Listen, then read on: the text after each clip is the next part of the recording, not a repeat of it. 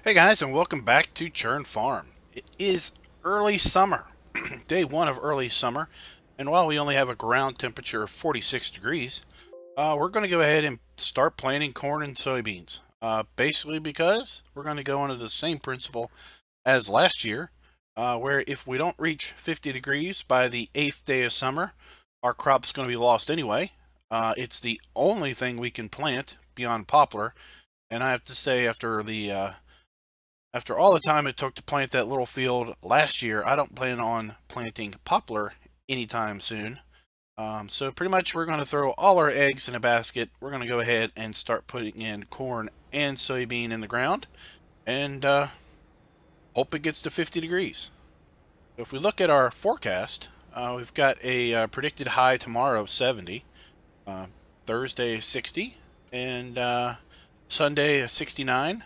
So we've got some warm days leading up to the 8th day of summer, which is already on the forecast. Let's hope we can get 4 degrees out of all of that, and just have to see from there. So we are here with our Massey Ferguson, and we've got hooked up our, I'm just going to say it, Gestapardo. I'm not sure how you pronounce it, but at any rate, we've got our seeder here. We've got the front hopper, which is full of fertilizer. Go ahead and jump up there. Open the cover. You see we've got fertilizer in there. Close this back. Hooked up the pipes. So we've got a nice pipe. It's clipping through our lights and everything, but still, it's pretty cool. We got our pipes hooked up. Got the rear seeder unit here, and as you can see from the F1 menu, this seeder's got some tricks up its sleeve. You can change all kinds of settings. It's pretty cool. And if we go inside here, we've got a little control module that we can mount in the tractor, and we went ahead and did that just for fun. Let's the rear unit also has its own camera, apparently. Let's go ahead and unfold the unit here and watch the animations. I think it's a pretty cool seeder. I think it had some issues when it first came out. This was part of the mod contest.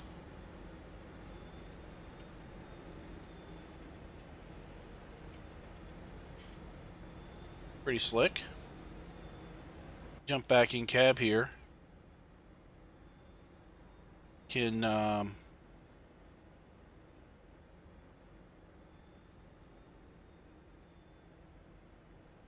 there was a command to turn that thingy on. Not seeing it now, but if we jump around the back here, go to all kinds of things. Let's go here. We can where are we at? Page up and page down, so we can numpad plus. So we've got cool animations here where we can increase the distance. I don't think it really does anything on the body height of the seeder. And I have to say that I'm a little confused as to what lots of this stuff does. Tail, we can change that. It's pretty cool. So it's, you know, for someone that wants some immersion and wants to mess with this stuff, they can. It's pretty neat. So I haven't actually used this, so I wanted to kind of make use of it. So that's what we're going to do today. Is we're going to seed some corn. We're here on field 11, so not really a big field.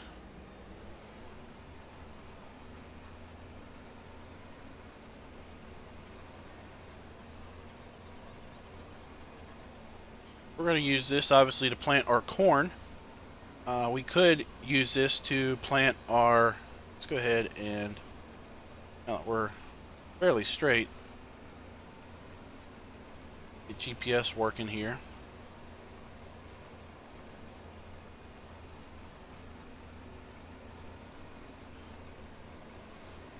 Good. Lock her in, and then we'll use GPS as we after we make a headland pass or two.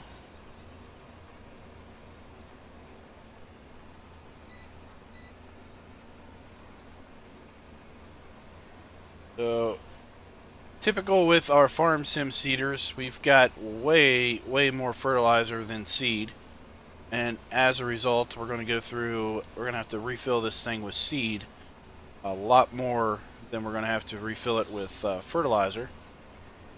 If we need to fill it at all with fertilizer, based on our usage rates, we might not have to fill this thing at all with fertilizer. We might be good for all of our planting. But as a reminder, the plan is to put corn in fields 6, 7, 8, 9, and 11. This corn will be used for 1, chopping for silage for the cows, and 2, grain for the pigs. We're going to put soybeans in field 14 and in field 28. And then we're going to put corn in field 34 for the BGA. So that's the plan of action. We also have, now that we've reached summer, we are going to be flurried with activity. We've got grass to mow and bale up, or collect and take down to the go this way and take down to the BGA. I'm not really sure what we're going to do. We might go ahead and collect it and put it down to the BGA and compact it and get some fermenting going, since we really didn't do any BGA work last year.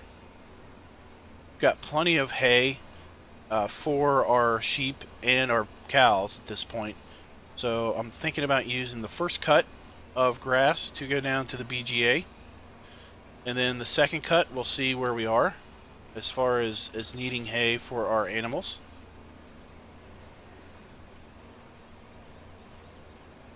And our poplar is now all ready to harvest, so we're also going to be chipping up some poplar.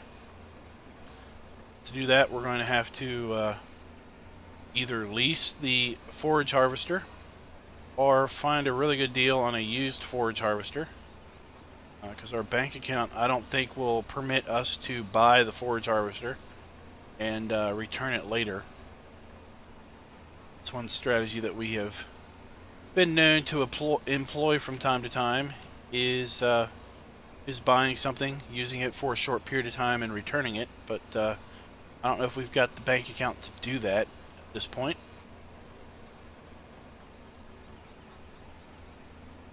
See, we're up to 125 pigs. Little jokers have been multiplying.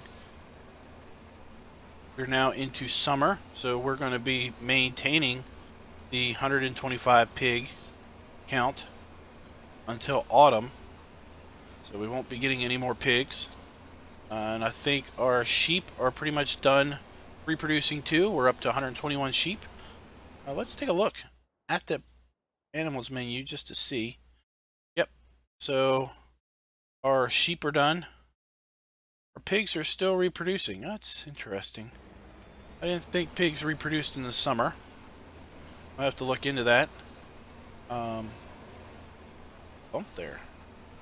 The seeder is also pretty cool because the little hoppers, they seem to move independent of the unit itself. They kind of float. The animation there is pretty cool. We see all kinds of animations here. Got a little spinning shaft in the middle, which then causes some gear to spin, which then causes the another shaft to spin, which is obviously spinning a disc in there, and the disc has segments in it, and the segments are what basically tells the seeder the size of the seed, and to make sure that only one seed falls into the hopper and into the hole. If you were seeding, let's say soybeans, you would have a different size disc, which would have theoretically a different gap, and the gap would obviously allow the seeder to pick up just one seed and deposit it in the open windrow, or the opened row at a time. Too large of a gap and you'd get too much seed down in the ground. Too little of a gap and you wouldn't get any seed in the ground, because the seed wouldn't be able to fall through into the gap and then be rotated down into the hopper. Got wait until we get to a GPS course so we can kind of look around a little bit more on this thing, but it is pretty slick. Of course, we've got our ridge markers, but I don't really like using the ridge markers.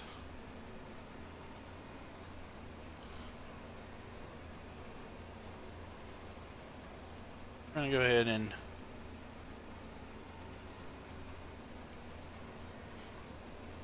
do pick it up.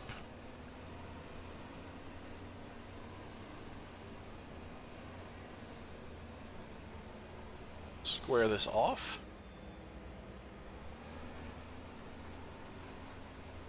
That, and then we'll start doing our north-south runs.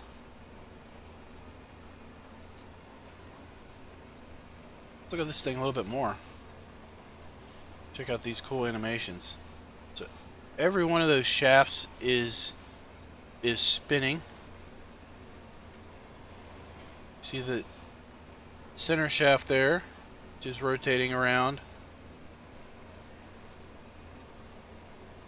We've got all those little discs. Got the little furrow making a little plow thing there in the middle that is floating around. Sometimes it hops out of the ground due to the bumps, but you can see the animation on the dirt there. That's pretty cool. And if we open the lid on the unit, the top 4 hoppers are intended for fertilizer, and the bottom is obviously the corn seed.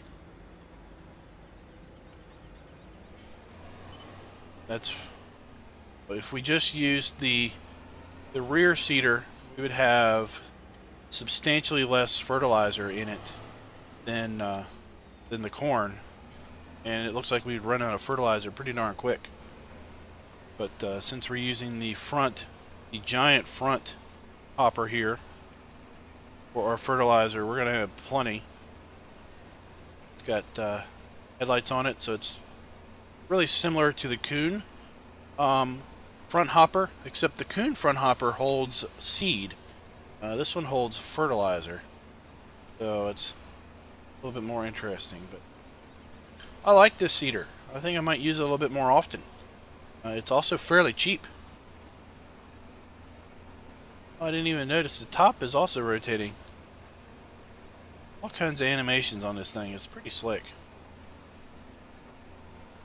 Let me know in the comments, have you all used this seeder in the past? What do you all think of it?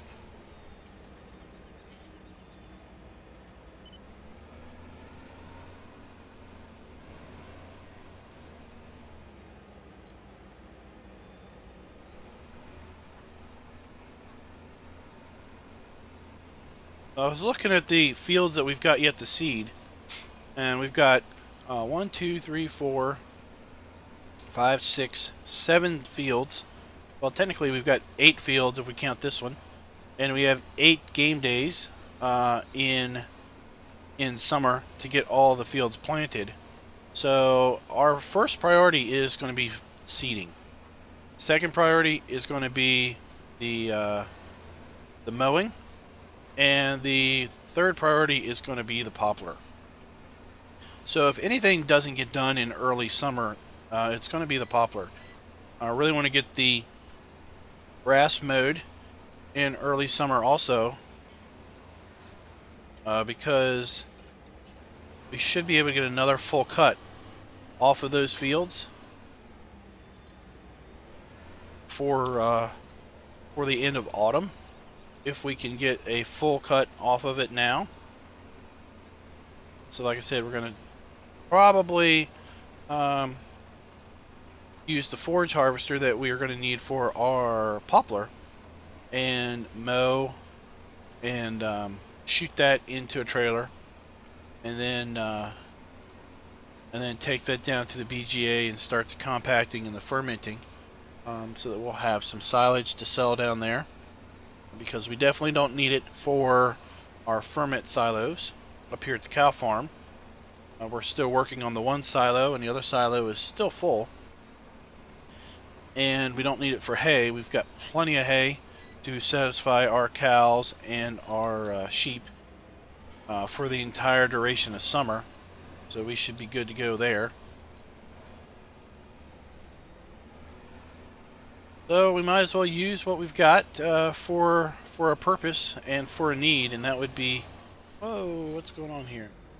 Oh, we are out of seed. Alright, so let's pick this up, and let's fold it up here.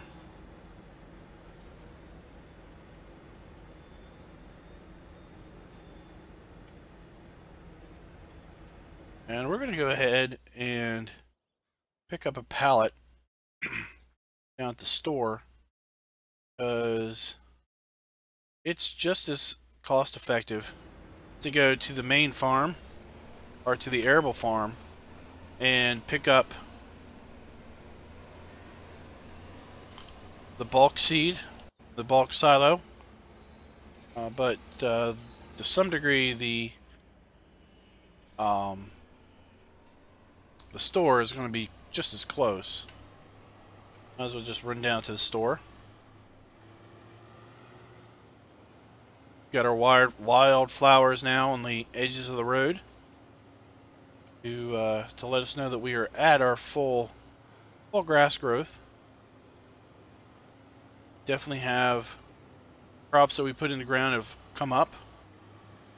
Got the first shoots of wheat and barley showing through.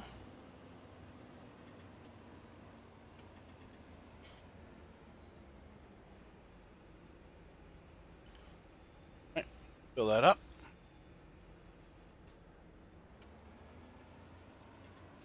And we'll get back to the field.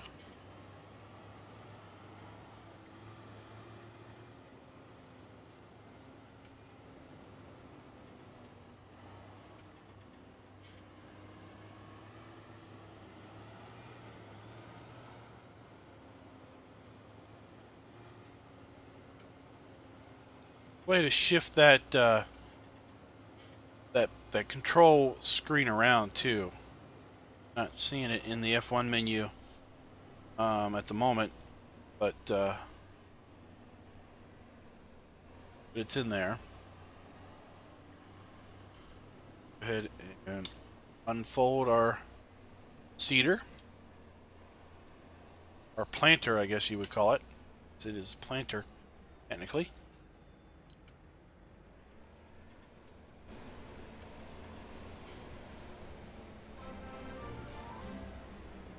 And go.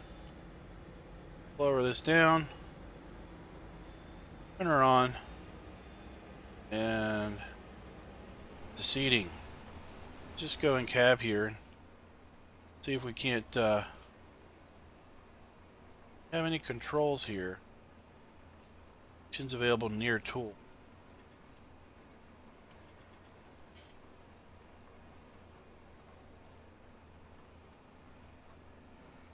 There's a way to use that. It's not coming up for me.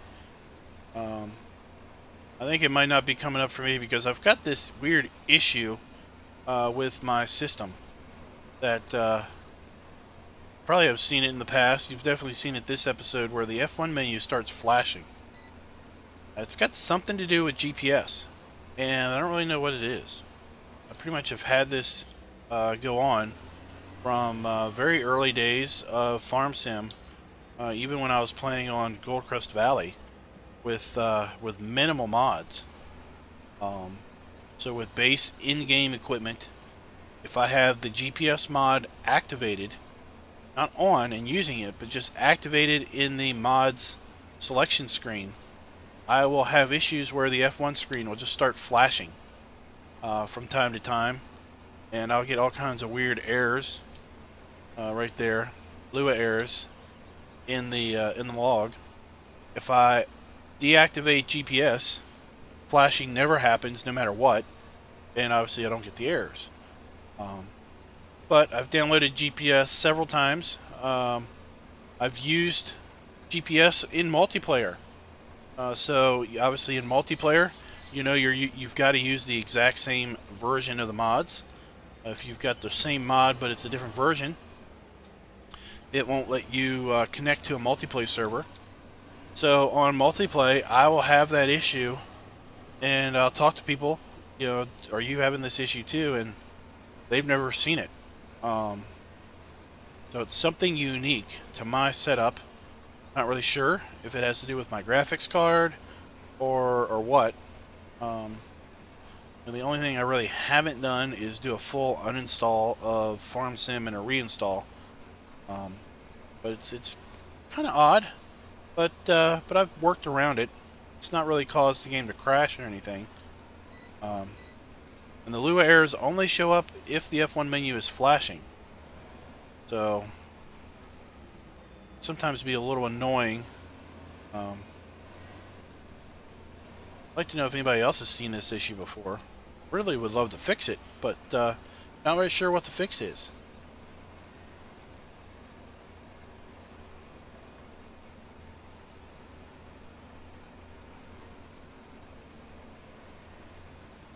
Say the cedar I think looks pretty good with this Massey connected to it also.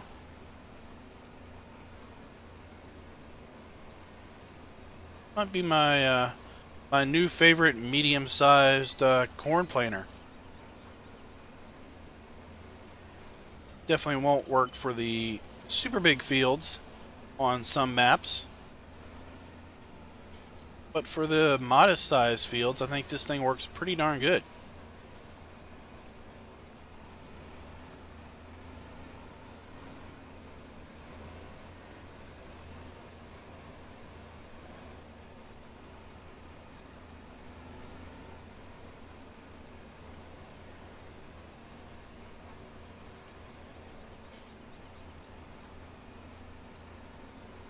See, we've got snow-topped mountains off in the distance, even in the summertime.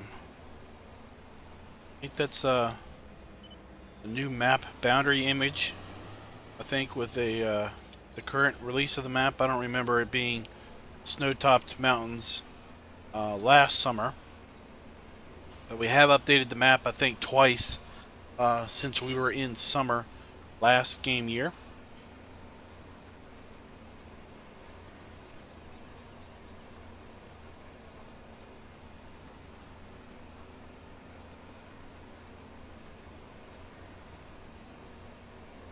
So we're just going to finish seeding, and that's pretty much going to be the course of action for early summer. I'll bring you all back once we get done our seeding and we start working on the grass and start working on the BGA stuff. So I hope you liked the video. If you did, please consider clicking the like button. If you're not subscribed, please go ahead and punch that subscribe button. That would be awesome. You'll get notifications of future content. Right now we're doing Let's Play videos on Midtown USA every Monday, Wednesday, and Friday. We typically do map videos on Tuesdays and Thursdays. I encourage you to go check them out if you haven't seen them already. They seem to be the popular staple on the channel, so I'm sure that that's probably how you found the channel to begin with, was the map videos. If you've got any suggestions, let me know in the comments. I love reading your all's comments and responding back, so let me know if you got any comments. Just shoot them on in there. We'll chat it up. So we're going to have a pretty short episode. Not pretty short, but we're going to have a shorter episode than normal. No really reason to hang on here and keep you on here for another 6 minutes as I just go up and down the field. So until next time, guys, happy farming.